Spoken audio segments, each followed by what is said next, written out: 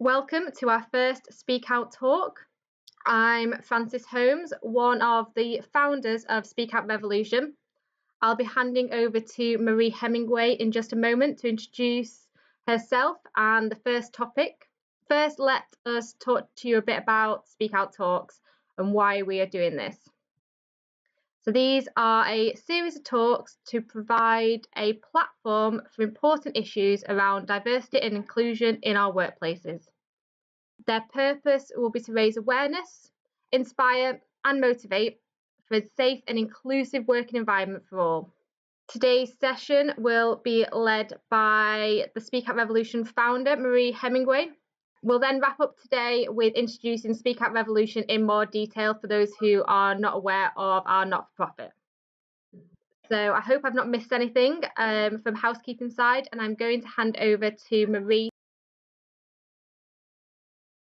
Brilliant. Thank you so much, Fran. So for those of you that know me, you will appreciate that I had a number of topics that I could speak out on, but I felt that the most widespread and relevant topic for the majority of sectors was one around the prevalence of all-male panels and the impact that that has on diversity and inclusion and diversity of thought within our organisations and solving the challenges that we face in the future. And so today's talk, I wanted to focus on the work that I have done around the unseen consequences of all-male panels to raise the awareness of people on this call and essentially get people to join my army advocating for diversity on panel discussions at events. So I typically like to do an agenda for my talks, but I actually think for topics of diversity and inclusion, I think it's more valuable to share with you what I believe as a foundation for everything that will follow in this talk. And what I've tried to do is make it relevant to the people that I know are attending the call today. So in images, I've tried to represent what I see are the future challenges for people on this call, both in the UK and around the globe. So for those of you who missed it, we unfortunately are in a global pandemic. It's emphasizing the inequalities that already exist within society, particularly for women and those with who identify as BAME. We have other challenges for the future that we are looking to solve. Shout out to attendees that I know we have from Northern Gas Networks and National Grid, who are looking to introduce hydrogen to our gas transmission and distribution networks to essentially decarbonize our energy sources to heat our homes for the future. We have massive challenges around climate change. So thank you to all the work that people do at the Met Office, monitoring the weather and understanding what this looks like. We're also polluting our earth with materials that we do not know how to remove. That's essentially compromising our ecosystems and our water supplies. So thank you for people from Waste and Recycling who've joined this call today. A fun fact, my fun fact of the week actually, is that people that work in waste and recycling in that sector refer to themselves as wasters, which I think is really good and wanted to share with everyone else. We're also looking at introducing or accelerating the commercialization of fusion as an energy source to introduce into the energy mix, so that we can have clean energy for the future to secure our energy supplies in a way that doesn't destroy our planet. The nature of warfare is changing with a move to cyber and tech more rapidly than probably it has been in the last 100 years. I know that we have people joining the call that work in transportation. So some colleagues of mine from Jacobs, but also other consultancies. We have bear with me 1 second. I just need to let some more people enter.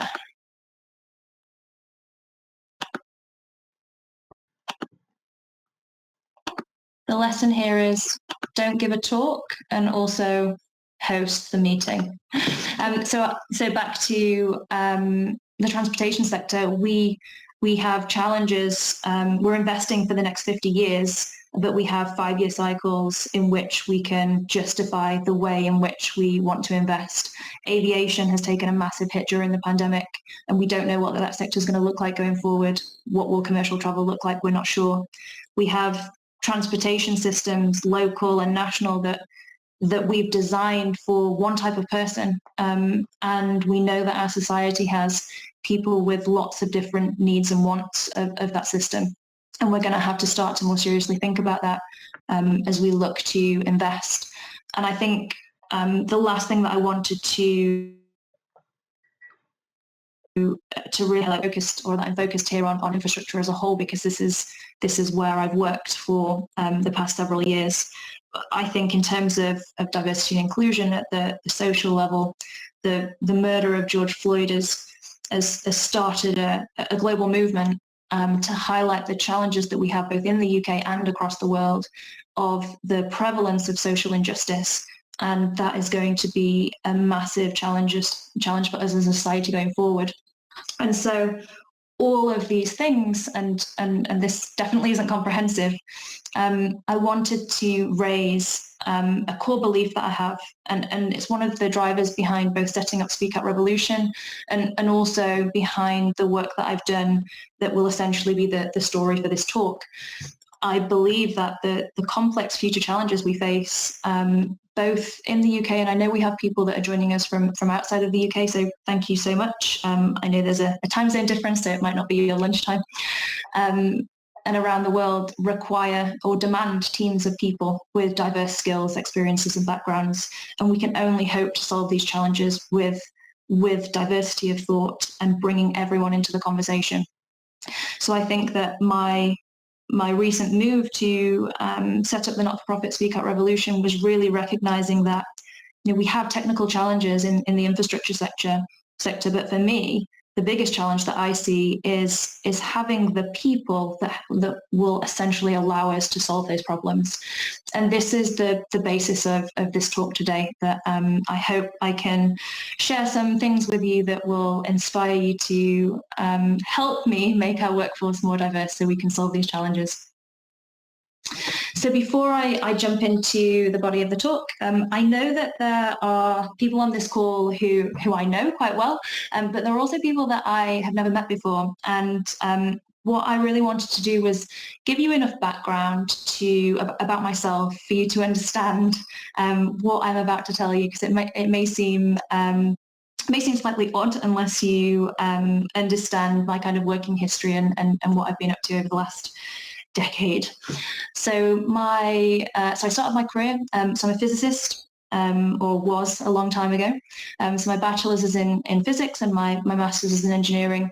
Started my career in the nuclear sector as an operational analyst, moving into computational modelling and experimentation for nuclear weapon effects. I then had the opportunity to, so very much based in scientific research, very technical. I then had the opportunity to join a startup organisation, Copperleaf. Some people on this call are clients of Copperleaf, so shout out for Copperleaf. Great company. I joined as a consultant when they were expanding business within Europe. And I spent a few years working in asset management, consulting with companies about how they could most effectively invest in their physical asset base and sometimes their non-physical asset base to deliver the most value for their organization in line with their strategic objectives. And there was a couple of key themes in the first 8 years, I would say, of my working life. In my degree, I was made up 10% of the intake in terms of gender split. In my first role, I think we had 10 to 15% female representation within science and technology. As I joined Copperleaf, we got to the point where I was one of 10 people in the European team, and I was the only female. And so it started to inspire some reflection from myself, both in what could possibly be causing this discrepancy in representation across our teams, and what could we proactively do to change that. as we were growing the team in Europe, we recognized we needed a diverse team to really drive those innovative solutions that our clients required from us. And so I started to get involved with the Women's Infrastructure Network as part of the strategy to diversify our team within Europe. I ended up sticking around, so I joined the board and have had the opportunity to get involved with lots of different businesses that are doing both technically interesting things in the infrastructure sector, but also care about diversifying their workforce for all the reasons why we would look to do that. I most recently joined Jacobs, the engineering consultancy. So I know that we have a few people on the call from Jacobs. Thank you for joining us.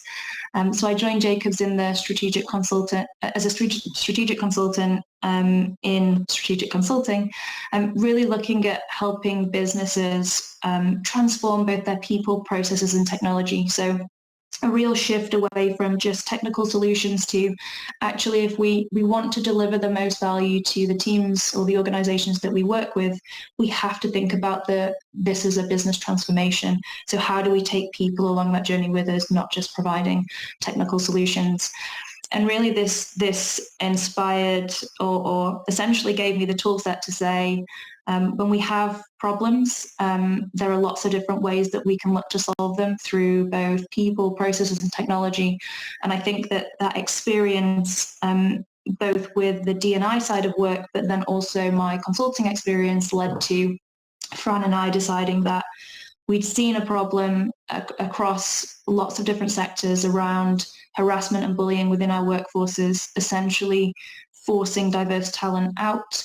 And we had the skill set to think about how we want to solve that through both technology and business transformation, which essentially led to me recklessly quitting my job to focus full-time on Speak Out Revolution as a not-for-profit.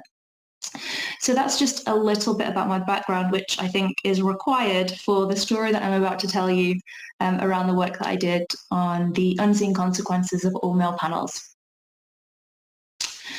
So as part of the work that I do with the Women's Infrastructure Network, I spend a lot of time on trawling through LinkedIn, looking at organizations that are doing interesting technical work across infrastructure, that are also promoting the work that they're doing around diversity and inclusion and diversifying their workforce. And I came across an event that was hosted by the Institution of Engineering and Technology. And it was an event on nuclear asset management. And you can imagine, well, if you know me, you can imagine my delight because, you know, my background is in nuclear. I spent time working in asset management, but yeah, I'd never worked on a nuclear project with asset management specifically. So I was really excited to, register for the event, and basically joined a conversation to see what was happening in this space. And so I went to register for the event, and I did the typical thing of, let me just check to see if I know any of the speakers. And I started to scroll down, and first speaker, man, second speaker, another man, third speaker, another man, fourth speaker, another man, all white male panelists. And I remember thinking, I must have got something wrong here. Let me scroll back up and have a second take. And I was fairly shocked. And I think it takes a lot to shock me, actually. I was fairly shocked to see that every speaker for nuclear asset management was a white male. And what I didn't realize at the time was that this is endemic, and actually so much so there is a Twitter hashtag for it, which is #Manel. And so a Manel is a panel made up exclusively of men. For those of you that haven't come across that before. And I remember at the time being really, really confused by this, and I thought there must have been a mistake. So with my background, I know lots of people that work in the engineering sector. I know lots of people in nuclear. And I understand that the IET are heavily committed to promoting engineering as a discipline or a field for everyone to join. And actually, when you look at the figures, something like 11% of the professional workforce for engineering is female. So there's massive underrepresentation.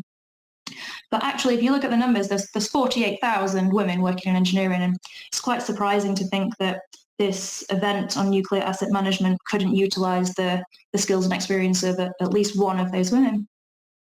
And so I was kind of shocked to see that the IET were essentially hosting an event that, in my mind, worked against everything they were looking to achieve. And it only takes a very short time to look on their website, to speak to the people that work within their organisation, to understand that they are very committed to diversifying engineering as a discipline. And I think this was a real lesson to me of, when we're thinking about diversity and inclusion, it's a relentless pursuit. We cannot define a strategy and hope that everyone is on board with it. We have to constantly reevaluate, are the actions that we're taking aligned with the strategic goals that we have as an organisation? And one of the things that I came away from looking at the event on LinkedIn, thinking was, I don't feel like I can attend this event. Like, I do a lot of work both in my personal time and professionally, advocating for diversity and inclusion within our workforce. So it feels wrong that I would then attend an event where we actually only have white men speaking. And so I started to think about whether or not we could, as individuals, as businesses, as organisations, whether or not we could support all male panel events and still advance gender equality at the same time. And I think one of the challenges that I consistently hear around why we don't see female representation on panels is that organisations couldn't credibly find anyone that could contribute to the discussion, which is kind of disappointing. And I think this image that we can see highlights that that can't be the case. So the image that you can see, I think, is the event that launched the hashtag Manel that trended on Twitter. So if you look in the background of the image, you can see that this is an event held in Paris back in 2014, which was the Global Summit of Women. And actually, apparently the most credible people to talk about women at the Global Summit of Women is 6 middle-aged white men. And I think this really highlights that there are systemic barriers and unconscious bias at play that essentially lead us to deliver events that are not inclusive or representative of the communities that we are looking to serve through the purpose of these events. And so I started to seriously think about, can we do these two things? You know, can I actually attend this event and still say that I care about gender equality and diversification of our workforce? And I'm going to jump straight to my conclusion, which is, I think, pretty obvious to me. I came to the conclusion that not really. We can't really do those two things together. And I think one of the arguments that I typically hear people talk about when we talk about diverse panels is the increase in the quality of the discussion that we see for the benefit of the attendees of that event. And we've known this for a while. If you look at the business case for diversifying workforces within organizations is overwhelming. It's more attractive for millennial job applicants if the culture promotes diversity and inclusion, or there is a more diverse workforce. There are studies that show businesses are more innovative and generate more revenue through innovation because of the diversity of thought they have within their organization. And if you imagine that these events are microcosms of our organizations, then you could apply the same logic. Yet we continue to see events in which we have a subsection of our society involved in the conversation. And so I wanted to take a different look. I wanted to take the view of, what do we steal from, or what opportunity do we deny the underrepresented group if we do not include them in the conversation? And I'm thinking in very binary terms of gender here, men and women.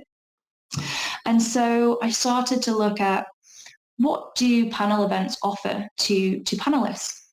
And actually, these events offer career advancing opportunities. It gives people the opportunity to share their views and opinions, to allow them to build their personal brand within their sector, and also gives them the opportunity to be recognized as thought leaders within their field amongst their peers.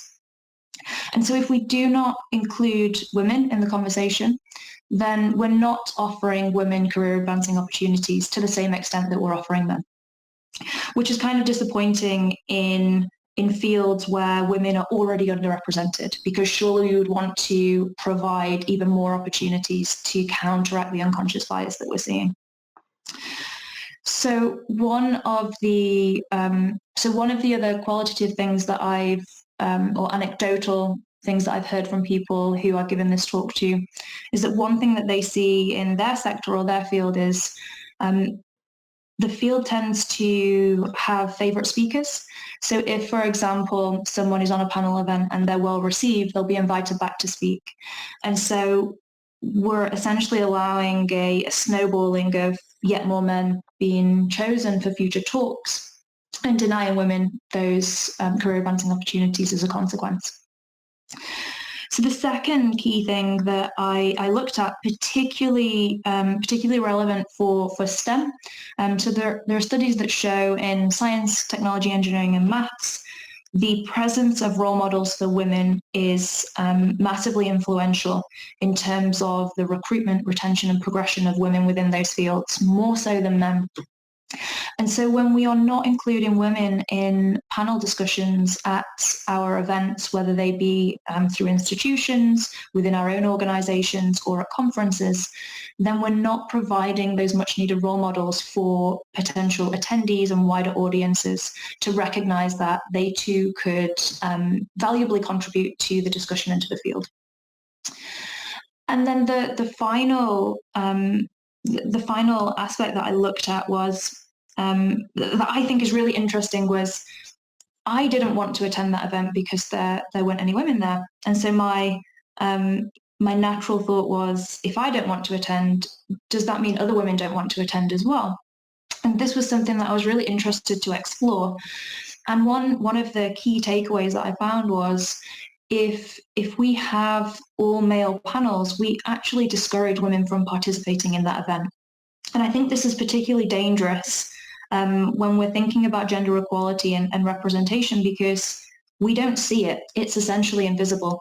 And it acts to reinforce lots of the stereotypes that currently exist in fields where women are underrepresented.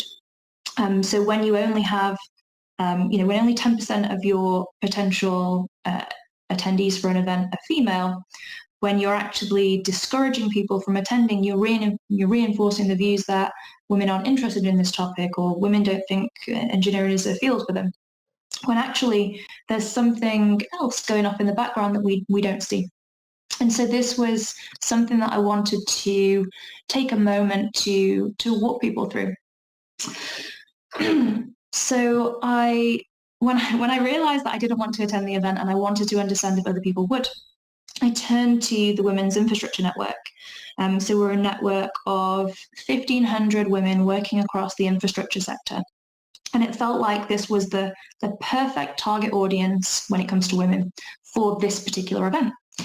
And so I posed a question, a really simple question, on our LinkedIn group, which was male-only panel discussions. Would you attend an event with no female representation? And so what I was really asking for was, given what you see here, what is your intention to an event such as this? And the results that came back I found fascinating, and the discussion around it was kind of fascinating as well. So actually 75% of women will attend such an event, but the majority of those would do so reluctantly. So 50% of the people that responded said yes, they would attend, but with reluctance. And the reluctance came from recognizing that as participants, they had to be there to participate in the discussion, but they were frustrated that of the many credible women that could valuably contribute to the discussion, they were not included, consciously or unconsciously. And then what I found was really interesting was I was not alone, although I was in the minority, that 25% of women would likely not attend. And I referred to this as discouraged attendance. And this was made up of people that probably wouldn't attend and people that would absolutely not attend, with the view that, and again, another hashtag, no women, no panel. And so the key takeaway at the time for me was if as an organisation you host an event or you support an event in which there's no female representation on the panel, you are actively discouraging 1 in 4 women from your target audience from participation by lack of representation. And I remember at the time thinking, that's really important. And 1 in 4 is quite a lot, right? When you only have 10% of your potential attendees, when you're narrowing that down to 7.5%, that's pretty significant. And then actually though, on reflection, the question that I asked was around intention. And I kind of think that there'd be an interesting study around following this through to actual event attendance. So pre-COVID, one of the challenges that we see with events that we run with the Women's Infrastructure Network is that we have lots of registered attendees, so women that would want to attend our events, that through childcare challenges or elderly care challenges or other work-related things cannot actually attend on the day. So I suspect that where we have women that would attend an event but reluctantly, they're probably less likely to go out of their way should they have a personal challenge to attend that event. So I can only see this distribution shifting towards the no, probably not, further discouraging women from attending. This is just a hypothesis though, so if anybody would like to go out and do that work to understand it, I'd be very grateful for that. Please let me know.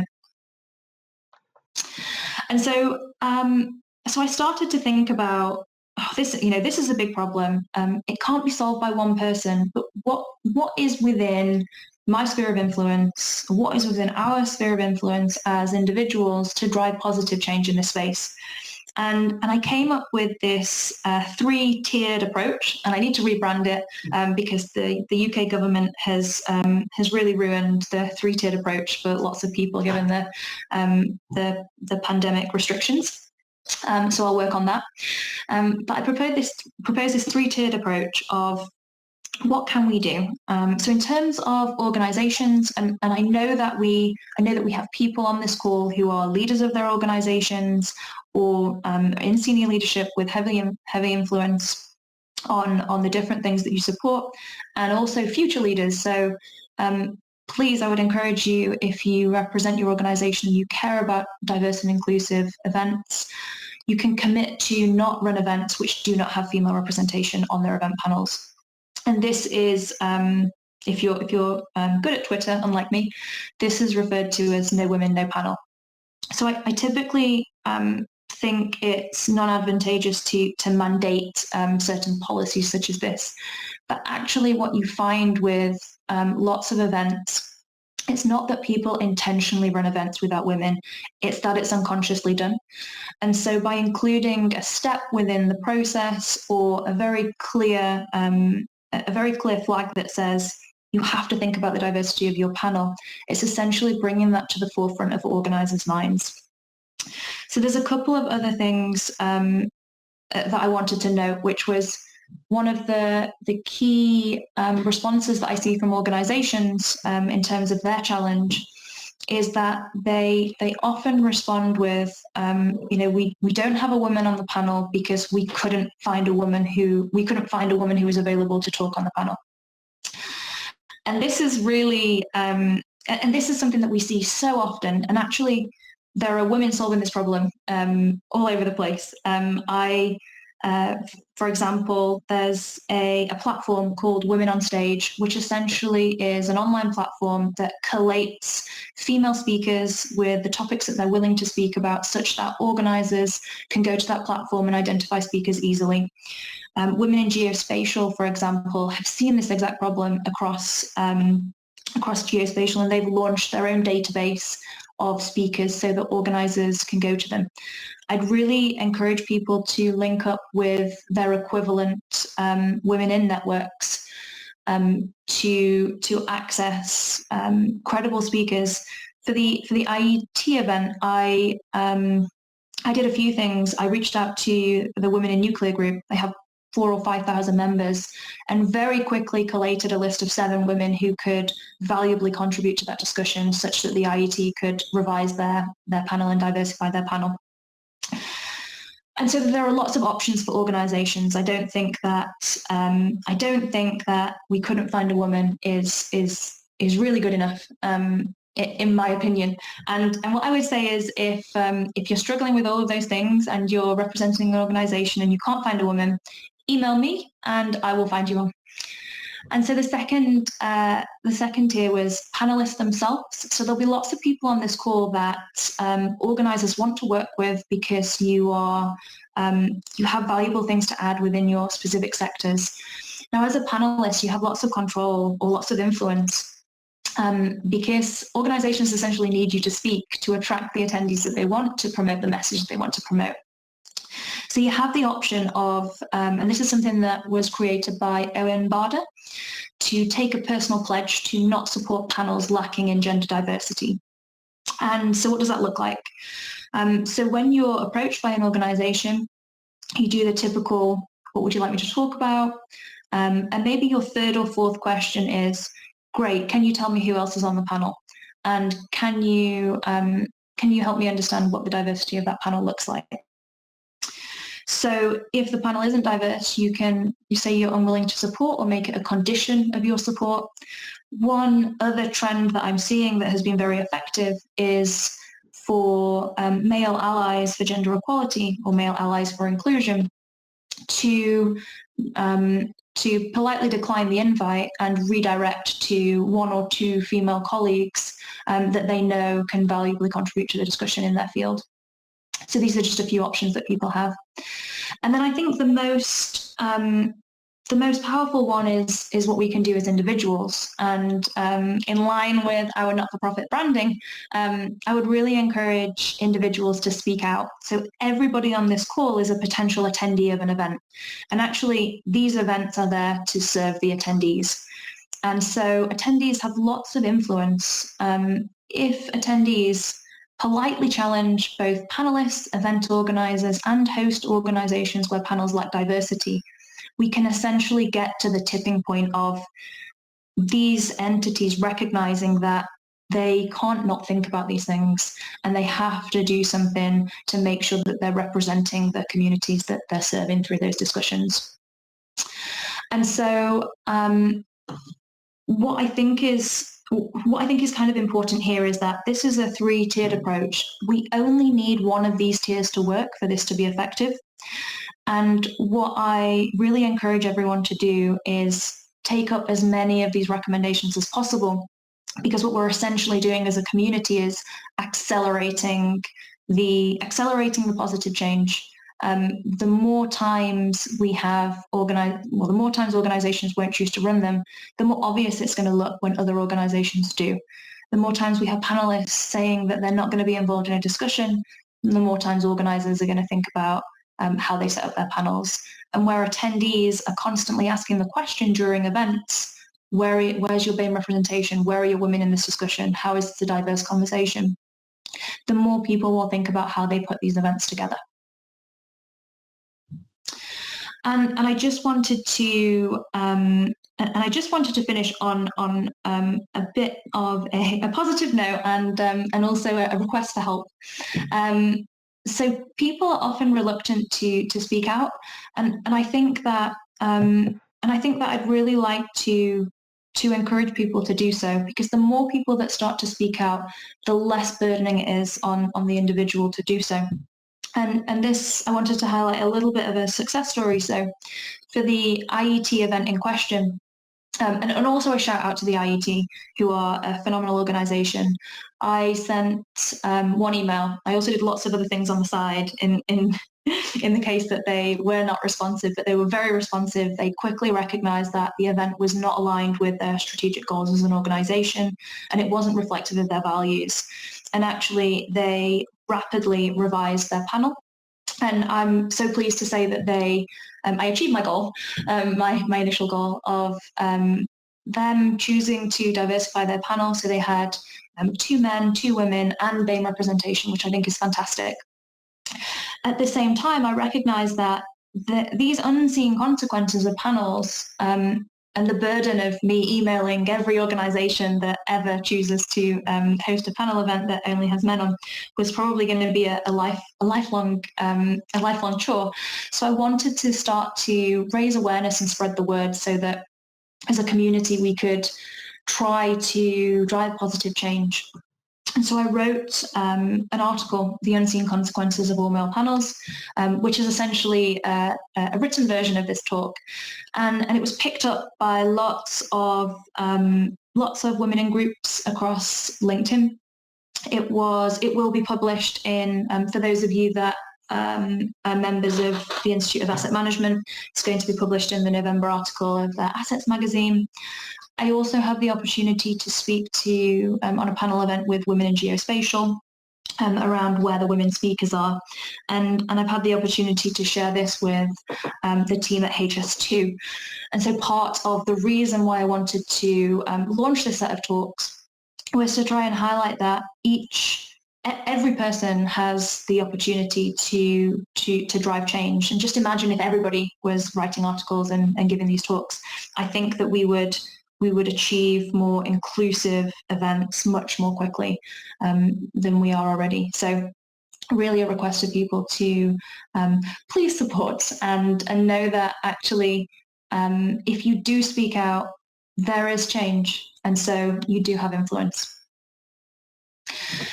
I did want to just reflect a little bit on additional, nothing is ever finished, on additional work and things that I uncovered as I was investigating all-male panels.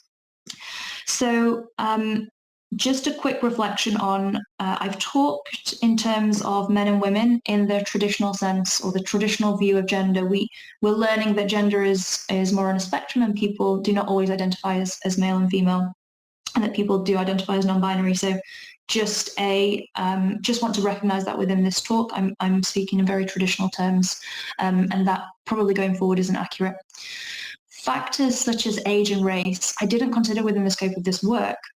But one thing that was raised during the discussion with the Women's Infrastructure Network was how a lady that identified as BAME was highlighted that some events will reserve a seat for a BAME candidate. And I thought that was brilliant.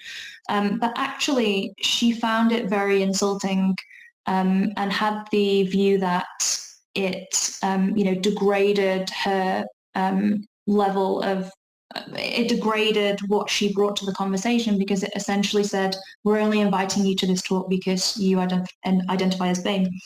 And so one of the pieces of work that I'd really like to explore was whether or not we could draw equivalent conclusions from similar investigations when we're thinking about BAME representation on our panels.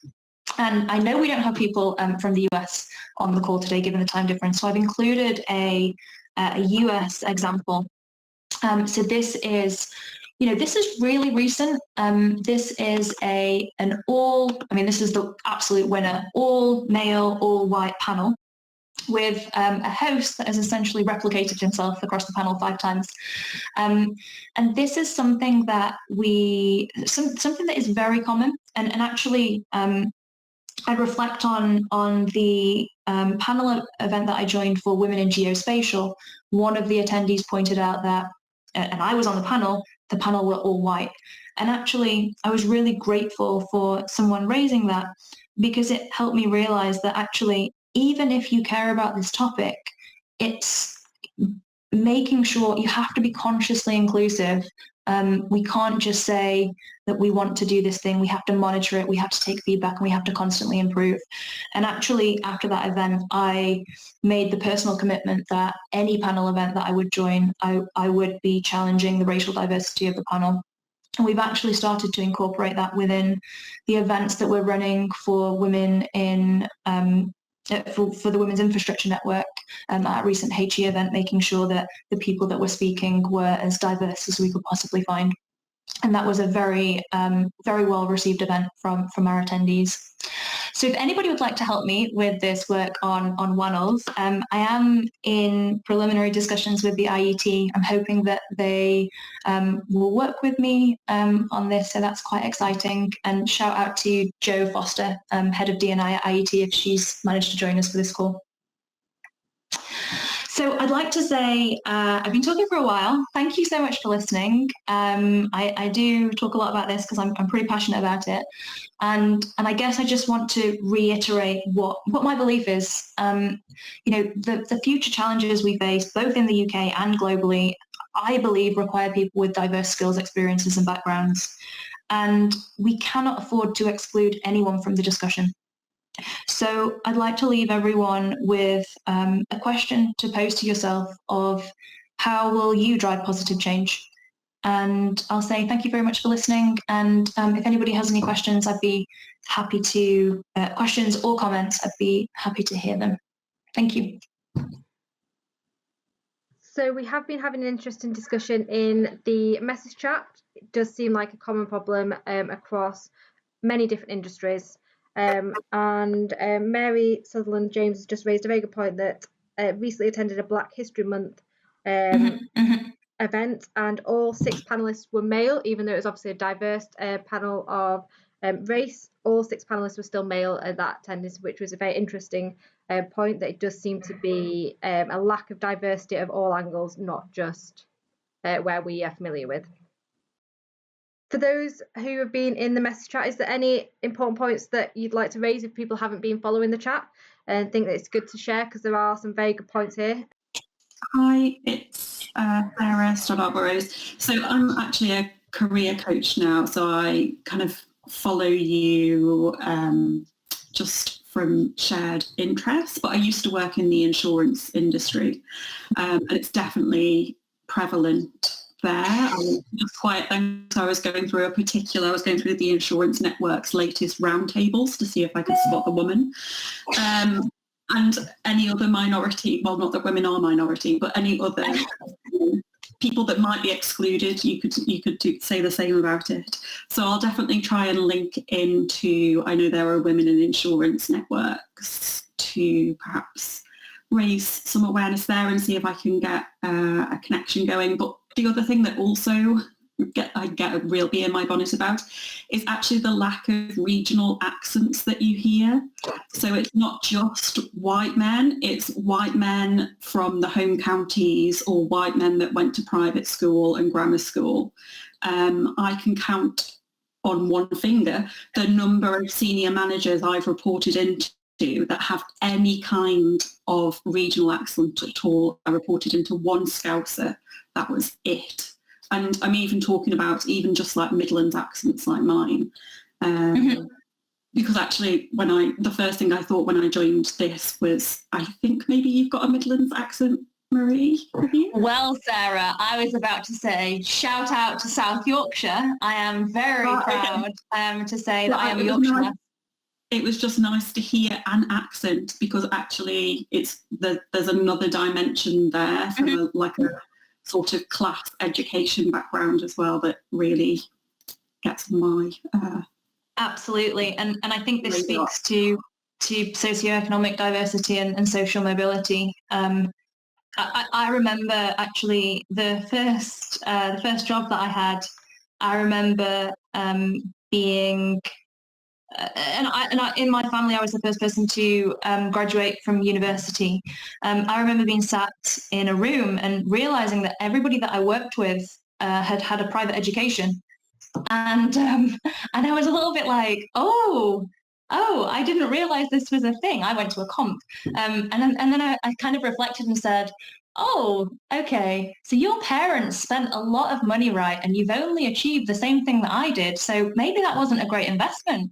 But yeah, I think social mobility is again, another challenge that we have, and figuring out how I mean, it's embedded within our school systems, the way we educate people, the way that we filter people for recruitment. We're essentially filtering out people from, lower socioeconomic or classes, however we want to refer to it. So this is why I retain my accent quite strongly, because I'm very proud.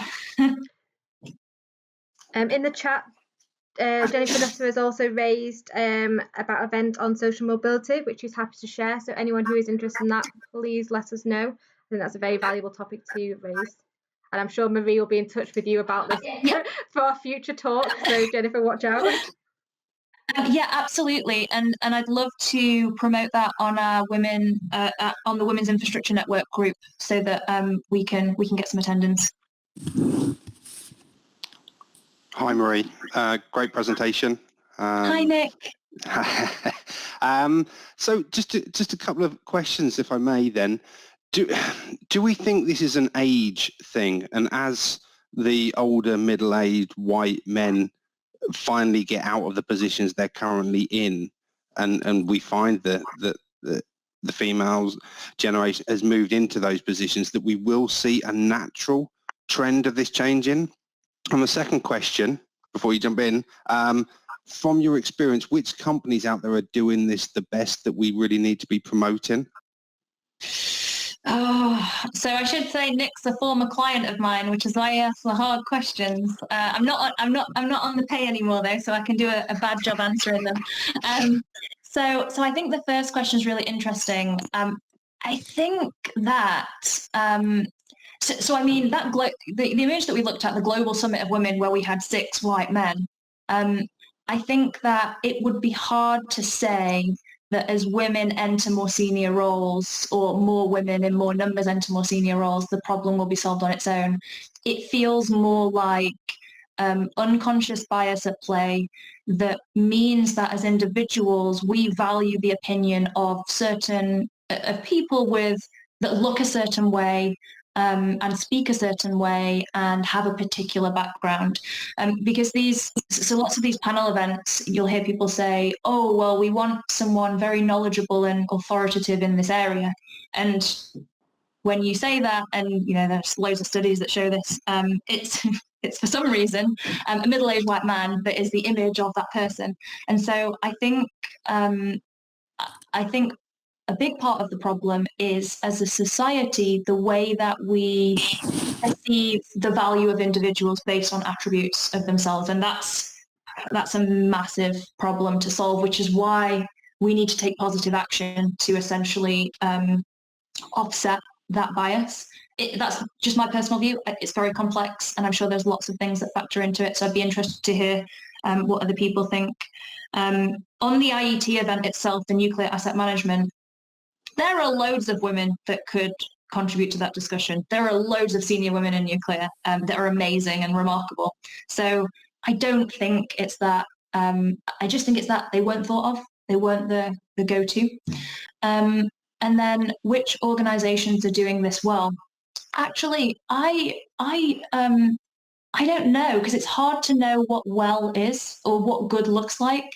So we talk about having diverse panels, but there's also kind of the other edge, which I kind of expect, like a two-edged sword almost, because there's we want to have the representation, with BAME, with women, with this, but actually, I don't know what good looks like, because some people think, yes, let's do it, because then that does all the positive things like drawing the right attendance and essentially creating a picture of the future that we want to create. But then other people will say, well, actually, you're inviting people to join a conversation that essentially don't have the credibility to be there. And so I think there are still mixed views, and I don't have a good picture in my mind of what good actually looks like and what the best process for achieving what we want to achieve looks like. All I know is if we only have all male, what I definitely know is I don't think that every sector, the most valuable people to contribute to this discussion are always men and always white. That can't be right, in my view. Thank you. Happy with that. Hi, it's Beverly Simonson here. I work in the waste industry, so I'm one of the wasters you mentioned earlier. Fantastic. I've been calling out Manels for a few years now, because the waste industry is, it's also the environment and sustainability. There's so many women working in there. And I was a guest presenter on a webinar back in August run by the Chartered Institute of Waste Management.